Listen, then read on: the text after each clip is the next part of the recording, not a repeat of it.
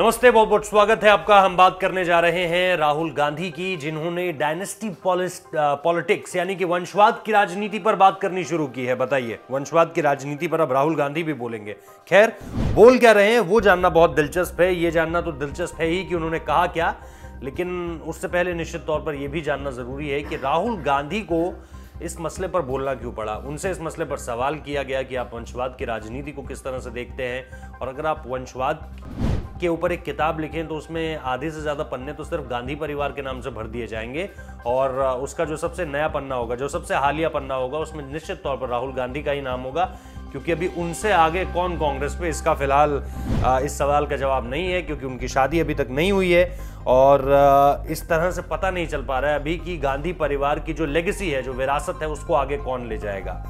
लेकिन राहुल गांधी ने क्या कुछ कहा, सबसे पहले आप वो जान लीजिए। उन्होंने कहा कि गांधी परिवार से जो आखिरी प्रधानमंत्री था वो तकरीबन आज से 30 से 35 साल पहले था, यानी वो सीधे सीधे अपने पिता राजीव गांधी का जिक्र कर रहे थे।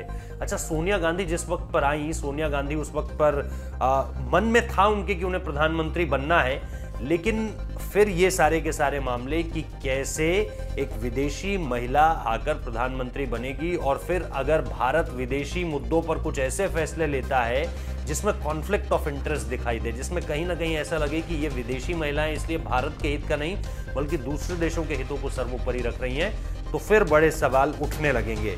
और इसी वजह से एक ऐसे नेता को चुना जाता है प्रधानमंत्री, जो कहलाएगा तो प्रधानमंत्री, लेकिन सब कुछ हो रहा होगा सोनिया गांधी की मर्जी से। और हम तो जानते हैं कि यही हुआ यूपीए 1 यूपीए 2 में।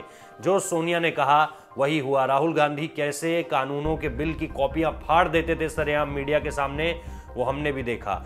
और इन सारी चीजों के बीच अगर राहुल गांधी अब ये कह रहे हैं कि राजीव गांधी के बाद, निश्चित तौर पर आधिकारिक तौर पर तो उसके बाद कोई गांधी परिवार से प्रधानमंत्री बना ही नहीं, लेकिन क्या गांधी परिवार का पीएमओ में सीधे सीधे दखल नहीं था? इस बात को लेकर के राहुल गांधी ने चुप्पी नहीं तोड़ी। खैर, वो तोड़ेंगे भी नहीं, क्योंकि अपने खिलाफ वो इन बातों को कैसे कहेंगे। लेकिन वंशवाद से जुड़े सवाल पर राहुल गांधी ने कहा कि मेरे परिवार से आखिरी बार 30 से 35 साल पहले प्रधानमंत्री बने थे। यूपीए सरकार में मेरे परिवार से कोई शामिल नहीं था। उन्होंने कहा, मैं कुछ मूल्यों के लिए लड़ता हूं। आप ये नहीं कह सकते कि मैं राजीव गांधी का पुत्र हूं तो मैं इन मूल्यों के लिए क्यों नहीं लड़ सकता। ये सारी की सारी बातें उन्होंने कही है। लेकिन इन सारी की सारी बातों पर बहुत ज्यादा विश्वास इसलिए नहीं होता क्योंकि वंशवाद का अगर इस वक्त पे कोई सबसे प्रमुख चेहरा है जो कि फेल होता हुआ नजर आ रहा है, तो वो राहुल गांधी ही है।